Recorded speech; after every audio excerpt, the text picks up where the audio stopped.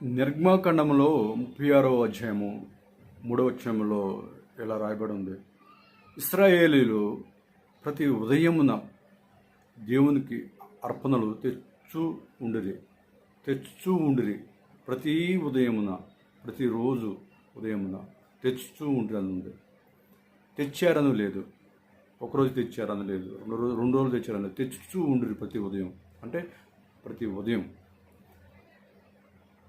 అంటే వారు లేగంలోనే చేసే పని ఏంటంటే దేవునికి ఎక్కువజామున నిద్రలేచి వాళ్ళు దేవునికి ప్రతి ఉదయం అర్పణలు తెచ్చు ఉండేది.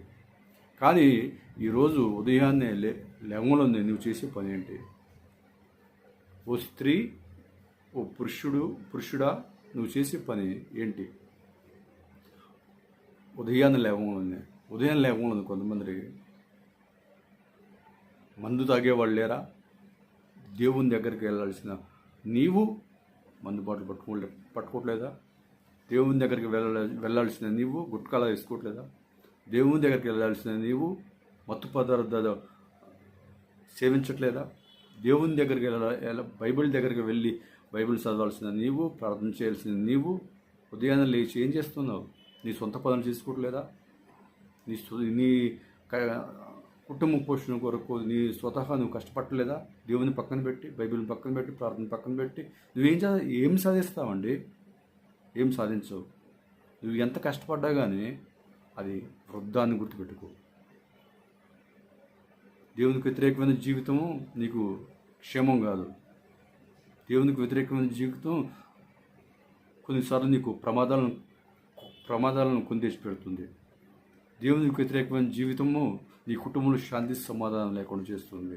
దేవునికి వ్యతిరేకమైన జీవితము నిన్ను తల్లడిల్లిపోయేలా చేస్తుంది. నీ జీవితాన్ని ఆటాడిస్తుంది సైతానగాడు. నీ కుటుంబంతో ఒక గేమ్లా ఆటాడిస్తుంది సైతానగాడు.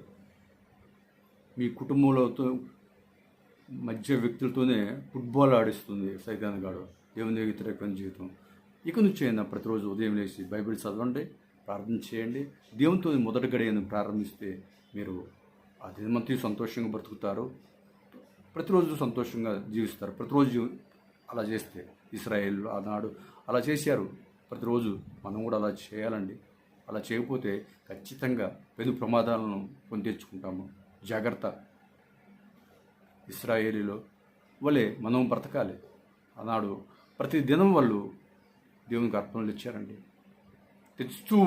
తెచ్చారు ప్రతిరోజు. మనం కూడా